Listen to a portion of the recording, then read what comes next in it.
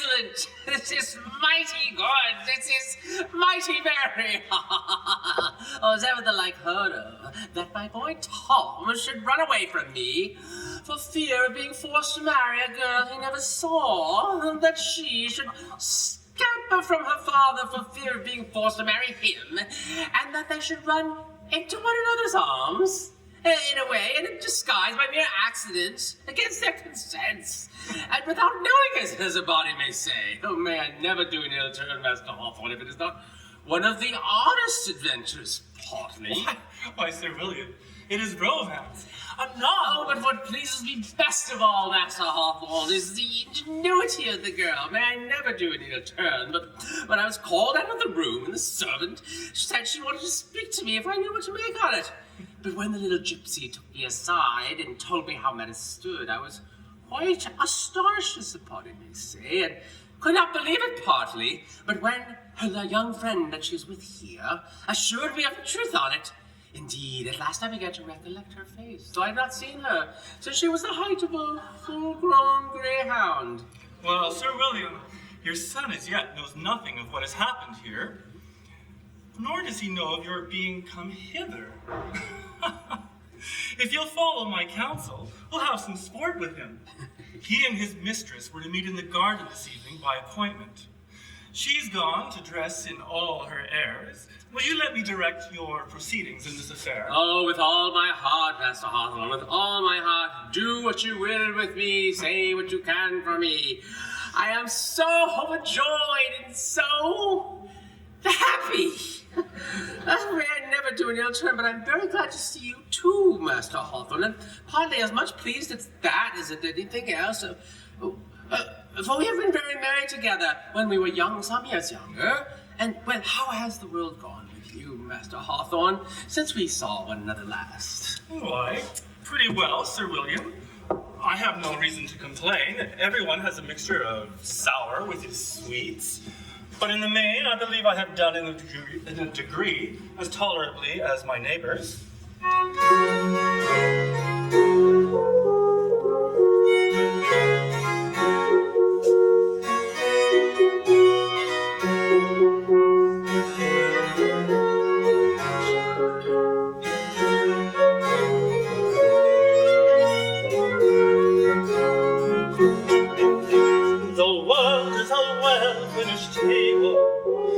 Guests are promiscuously set. We all as well as we're able, and scramble for what we can get. My silly hold to a tittle, some gaunt or some scarce have a taste. But if I am content with a little, enough is as good as a feast. Enough is as good as a feast. My simile holds to a tittle, some gaunt or some scarce have a taste. But if I am content with a little, enough is as good as a feast.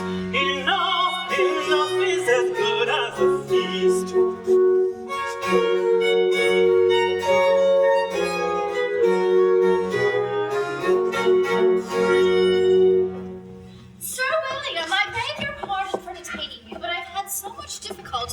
in adjusting my borrowed plumes. I never do an ill turn, but they take you to a T. And you look very well, so you do. Cock's bones, how your father will chuckle when he comes to hear this. Your father, Master Hawthorne, is as worthy a man as lives by bread, and has been almost out of his senses philosopher. But tell me, hussy, has this not been all a scheme, a piece of conjuration between you and my son? Faith, I'm half persuaded it has. It looks so like hocus pocus, as the body may say. Upon my honor, Sir William, what has happened has been the mere effect of chance. I came hither unknown to your son, and he unknown to me. I never in the least suspected that Thomas the gardener was none other than his appearance spoke him, and least of all, a person with whom I had so close a connection. Mr. Hawthorne can testify to the astonishment I was in when he first informed me of it. Oh, is she not a neat wench? Master Alban, may I never do an ill turn, but she is. Oh, but you little plaguey devil, how came this love affair between you? I have told you the whole truth very ingenuously, sir. Since your son and I have been fellow servants, as I may call it, at this house, I've had more than reason to suspect that he had taken a liking to me. And I own with equal frankness that I would have had no objection in his courtship if I did not think of him as someone so much below me. Well said by the Lord Harry. All above board, fair and open. Perhaps I may be censored by some for this candid declaration, but I love to speak my sentiments. And I assure you, Sir William, in my own opinion, I should prefer a gardener with your son's good qualities to a knight in the Shire without them.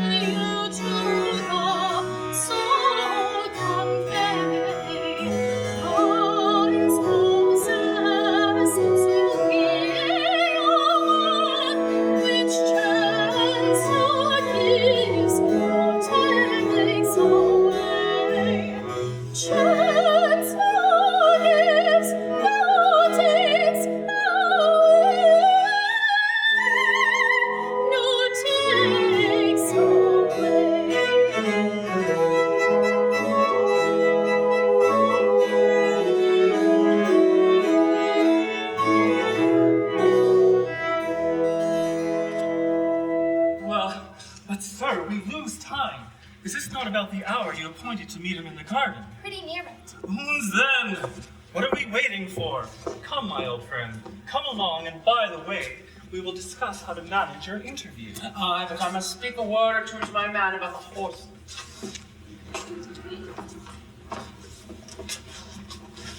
Hiss, stay. Don't I hear a noise? Well, but my dear, dear aunt. You need not speak with me, for it does not signify. But once they're coming here, they can't all get out of the way. Rain, take it, the store's booked now. So, sir? Get along, get along. You are a scandal to the name of Woodcock. But I was resolved to find you out, for I have suspected you a great while, though your father, silly man, will have you such a poor innocent. What shall I do? I was determined to lay in wait to discover what you and your pretended music master were about, and I lay in wait on purpose. I believe he thought to escape me by slipping into the closet when I knocked at the door, but I was even with him. For now I have him under lock and key, and please the fates, there he shall remain till your father comes in. You won't be so cruel, I'm sure you won't. I thought I'd made you my friend by telling me the truth. Telling me the truth? Oh, did not I overhear your scheme of going away tonight through the partition? Did not I find the very bundles packed up in the room with you ready for going off? No brazen face. I found out the truth by my own sagacity, though your father says I am a fool. But now we'll be judged who is the greatest. And you, Mr. Rascal, my brother shall know what an honest servant he has got. Madam? You were to have been aiding and assisting them in their escape, and have been the go-between, it seems, the letter carrier. Who, me, madam? Yes, you, Sarah. Oh, Mistress Lucinda, did I ever carry a letter for you? I'll make my affidavit before his worship. Go, you are a villain. Hold your tongue. My own aunt! I have been very faulty in this affair, and I don't pretend to excuse myself, but we are all subject to frailties. Consider that and judge me of yourself, who were once young and inexperienced as I am.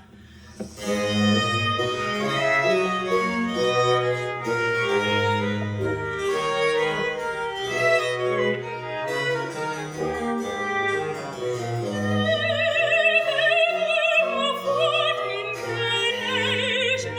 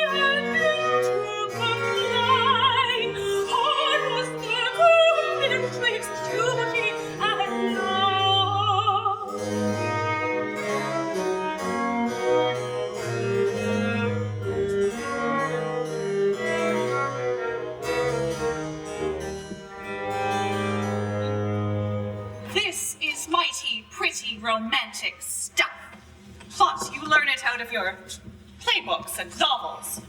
Girls in my time had other occupations.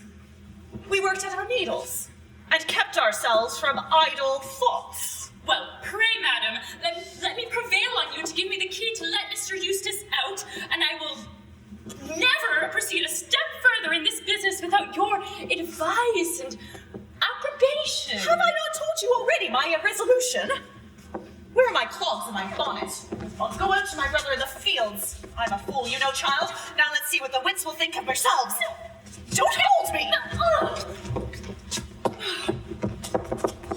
I haven't thought of a way to be even with you, so you can do as you please, Aunt Deb.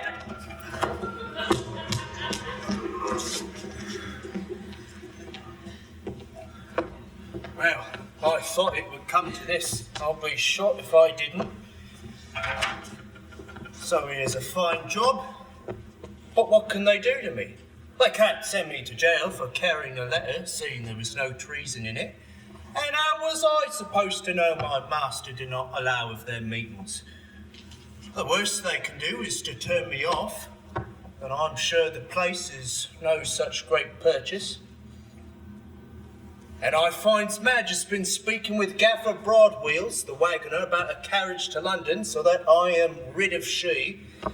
And I'm sure I have reason to be main glad of it, for she led me a wearisome life. But that's the way of 'em all.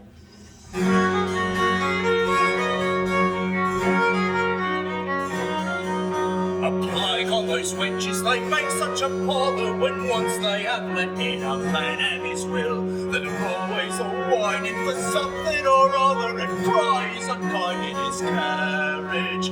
What more he speaks than nurse so fairly, still they keep teasing on. You cannot persuade them to promise you made them, and after they've got it, they'll tell you it rotten. Their character's blasted, they're ruined, undone. And then to be sure, so there is but one cure, sir, and all the discourses of marriage. What more he speaks than nurse so fairly, still they keep teasing on.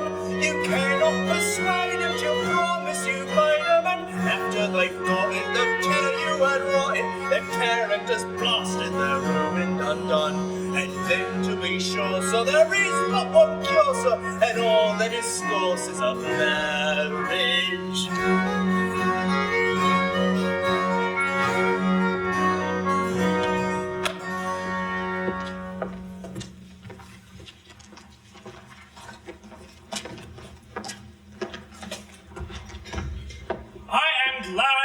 Precaution to bring this suit of clothes in my bundle. Though I hardly know myself in them anymore, they appear so strange and feel so unwieldy. I wonder this girl does not come. Perhaps she won't come. Why then, I'll go to the village, take a post-chaise, and depart without any farther ceremony.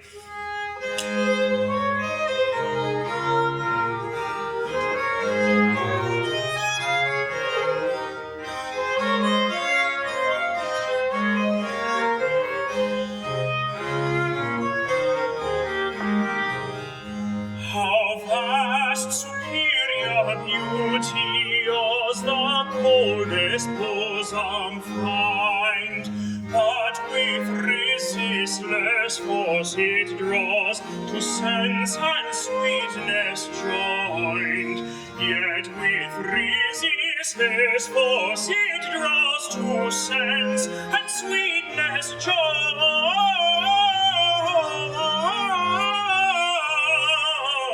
To sense and sweetness joined.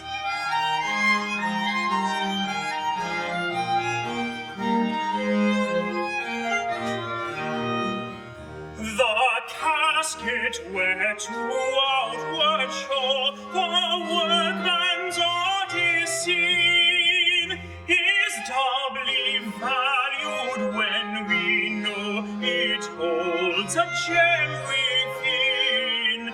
It is doubly valued when we know it holds a gem within.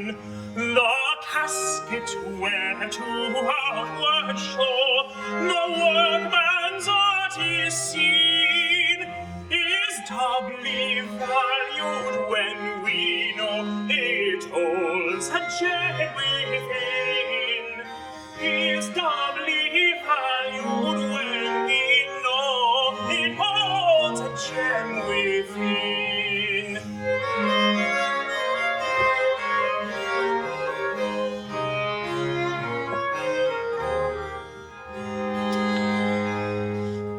Hark! She comes! Confusion! My father! What can this mean? Oh, Tom, are you not a sad boy, Tom? To bring me 140 miles here. May I never do any ill turn, but you deserve to have your head broke, and I have a good mind, Poppy. What, Sarah? Don't you think it's worth your while to speak to me? Forgive me, sir. I own I have been in a fault. In a fault? To run away from me because I was about to do you good. May I never do an ill turn, Master Hawthorne, if I did not pick out as fine a girl for him as any in England. And the rascal ran away from me and came here, turned gardener. And pray, what did you propose to yourself, Tom? I know you're always fond of botany, as they call it. Did you intend to keep the trade going and advertise fruit trees and flowering shrubs to be had at Meadows Nursery? No, Sir William. I apprehend the young gentleman designed to lay by the profession, for he has quitted the habit already. I am so astonished to see you here, sir, that I don't know what to say. However, I assure you, if you had not come, I should have returned home to you directly. Pray, sir, how did you find me out? No matter, Tom, no matter. It was partly by accident, as a body may say. But what does that signify? Tell me, boy, how stands your stomach towards matrimony? Do you think you can digest a wife now? Pray, sir, don't mention it. I shall always behave myself as a dutiful son ought. I will never marry without your consent, and I hope you won't force me to do it against my own. Is this not mighty provoking, Master Hawthorne? Why, Sarah, did you ever see the lady I designed for you? Sir, I don't doubt the lady's merit, but at present I'm not disposed. Nay, but young gentlemen, fair and softly, you should pay some respect to your father in this matter. Respect, Master Hawthorne. Now, I never do an ill turn, but he shall marry her, or I'll disinherit him at once. So look you, Tom, not to make any more words of the matter, I have brought the lady here, and I'll see you contracted before I leave. Or you shall delve and plant cucumbers as long as you shall live. Have you brought the lady here, sir? I am sorry for it. Why, sorry? Why, then you won't marry her, we'll see about that. Pray, Master Hawthorne, conduct the fair one here. Sir, you may fret and trot about at the rate of 15 miles an hour, if you please. But, may I never do an ill turn, but I am resolved. Here is the lady, Sir William. Come in, madam, but turn your face from him. He would not marry you because he had not seen you. And I'll let him know my choice shall be his, and he shall consent to marry you before he sees you on not an acre of estate. Pray, sir, walk this way. Sir, I cannot help think your conduct is a little extraordinary. But since you urge me so closely, I must tell you my affections are engaged. How, Tom? How? I was determined, sir, to have got the better of my inclination and never have done a thing which I knew would be disagreeable to you. Pray, sir, who are your affections engaged to? Let me know that. To a person, sir, whose rank and fortune may be no recommendations to her, but whose charms and accomplishments entitle her to a monarch. I am sorry, sir, it is impossible for me to comply with your commands, and I hope you will not be offended if I quit your presence. Oh, not I, not in the least. Go about your business. Sir, I obey. Now is your time, madam.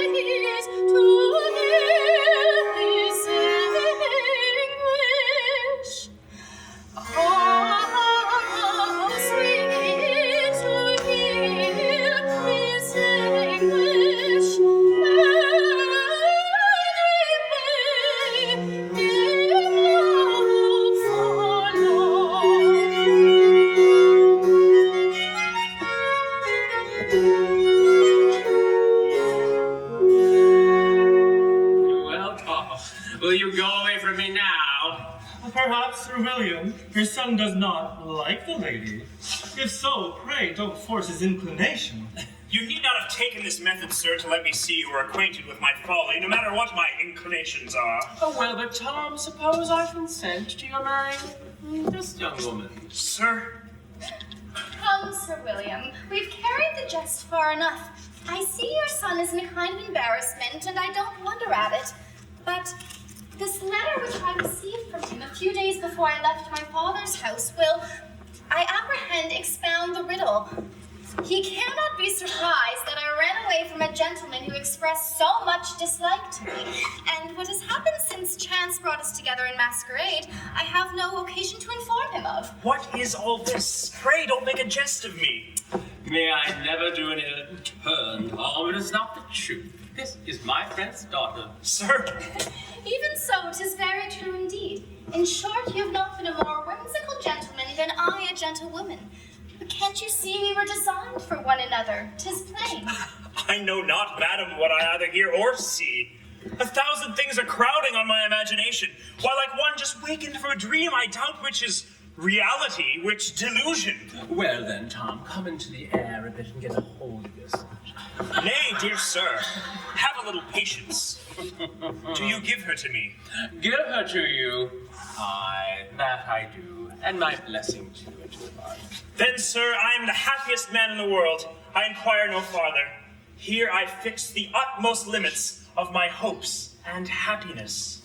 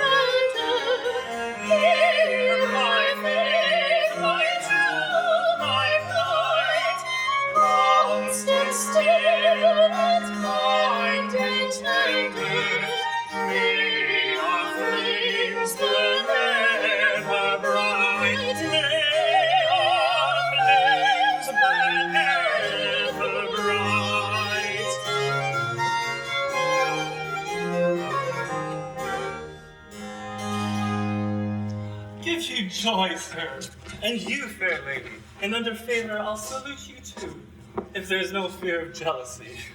But what is this? Prithee, tell me, dear Rosetta. Step into the house, and I'll tell you everything. I must entreat the good services of Sir William and Mr. Hawthorne immediately, for I'm in the utmost uneasiness about my poor friend Lucinda. Why, what's the matter? I don't know, but I have reason to fear I left her just now in very disagreeable circumstances. However, I hope if there is any mischief fallen out between her father and her lover, Music, master. I thought so. What, is there a lover in the case? Oh, may I never do an ill turn, but I'm glad so I am. For we'll make a double wedding. And by way of celebrating it, take a trip to London. Oh, to show the bride some of the pleasures of the town. Oh, Master Hawthorne, you shall be one of the party too. Come, children, go before us. Oh, thank you, Sir William. I'll go into the house with you and to the church. But as for London, I beg to be excused.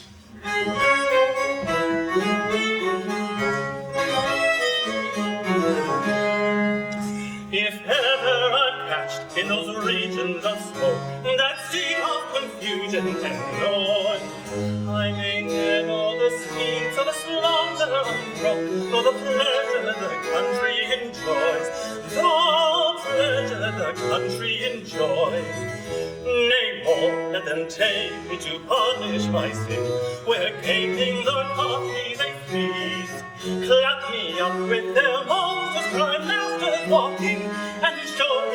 tuppence apiece. Crown masters walk in and show me 4 tuppence apiece.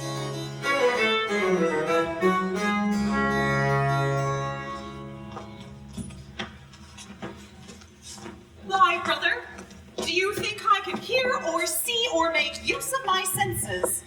I tell you, I left that fellow locked up in her closet. And while I have been with you, they have broken open the door and got him out again. Well, you hear what they say. I care not what they say, it's you encourage them in their impudence. Hark ye, hussy. Will you face me down that I did not lock the man up? Really, Aunt, I don't know what you mean. When you talk intelligibly, I'll answer you. Seriously, madam, this is carrying the jest a little too far. What then? Did I not catch you together in her chamber? Nor overhear your design of going off tonight, nor find the bundles packed up. Why, Aunt, you rave! Oh, my sister, you are tipsy. I, tipsy brother! I, that never touch a drop of anything strong from year's end to year's end, but now and then a little aniseed water when I've got the colic. Well, Aunt, you have been complaining of the stomach ache all day, and they have taken too powerful a dose of your cordial. Come. I see well enough how it is. It is a lie of her own invention to make herself appear wise. But you simpleton, did all you must know I must find you out? Of course. Bless me, sir, look who's yonder. Oh. Why, look, Jack. Honest Jack, are you there? Oh, plague on it, this rencounter is unlikely. Sir William, your servant. Oh, your servant, Sir Jack, and heartily your servant. May I never do an ill turn, but I'm glad to see you. Oh, pray, Sir William, are you acquainted with this person? What? With Jack Eustace? Why, he's my kinsman. His mother and I are cousin Germans, once removed, and Jack's a very worthy fellow, young fellow. May I never do an ill turn if I tell you a word of a lie. Oh, well, Sir William, let me tell you, you know nothing of the matter. This man is a music master, a thrummer of wire, a scraper of catgut, and teaches my daughter to sing. Yes. What? Jack Eustace? A music master? Oh, no, I know him better. Death. Why should I attempt to carry on this absurd farce any longer? What that gentleman tells you is very true, sir.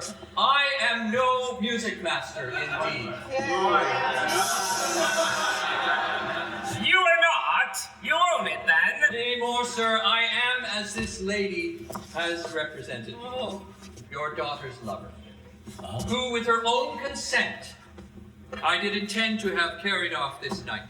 But now that Sir William Meadows is here to tell you who and what I am, I throw myself on your generosity, from which I expect greater advantages than I could reap from any imposition on your unsuspicious nature.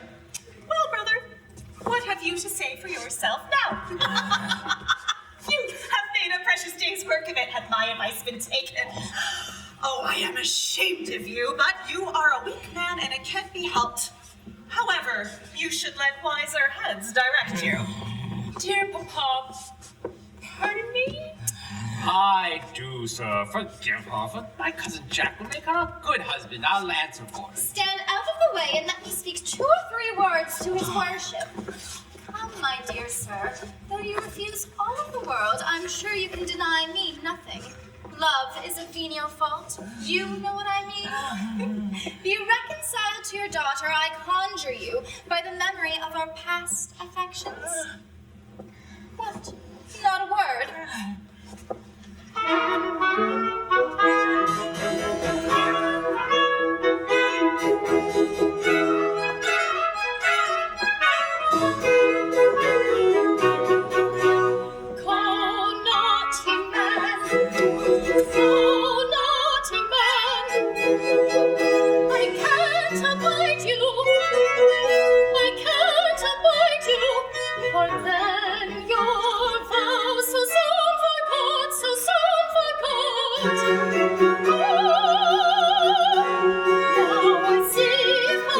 Tried you, but what of the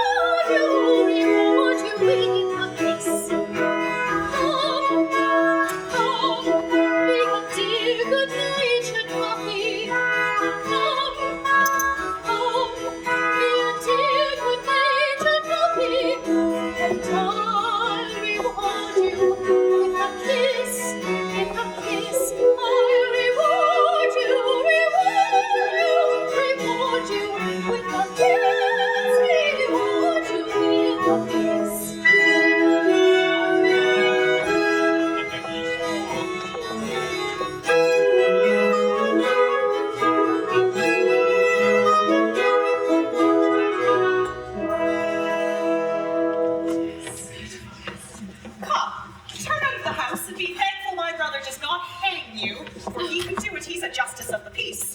Turn out of the house, I say. Who gave you authority to turn him out of the house? He shall stay where he You is. shan't marry my niece. Shan't he? I say he shall marry her. What will you do about it? And you will give him your estate too, will you? Oh, yes, I will. Why, I am sure he's a vagabond. I like him the better. I would have him a vagabond.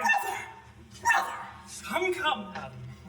All's very well, and I see my neighbors, as I always thought, a man of sense and prudence. And may I never do an ill turn, but I say so too.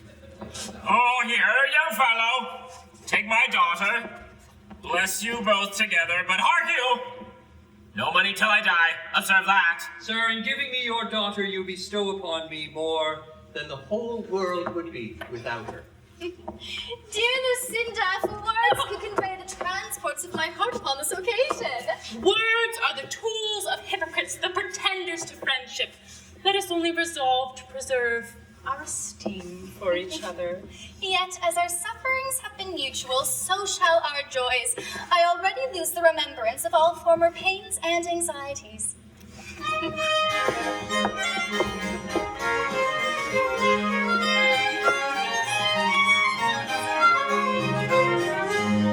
The 12th benighted, with red for weary ways, the lamp of day united, with joy the dawn surveys, with joy.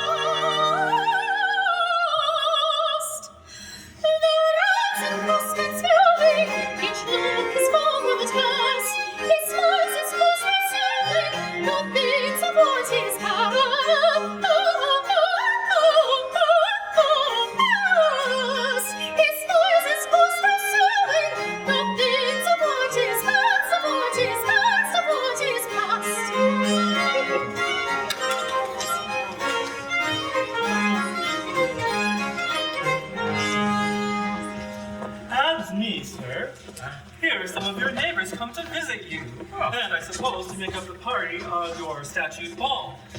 Yonder's music too, I see. Shall we have a good time? If so, take my hand. Oh, well, here's my hand, and we shall enjoy ourselves. Heaven bless you both children, I say. Sister Deborah, you are a fool. You are a fool, brother, and mark my words. But I'll give myself no more trouble about you. Fiddlers, strike up!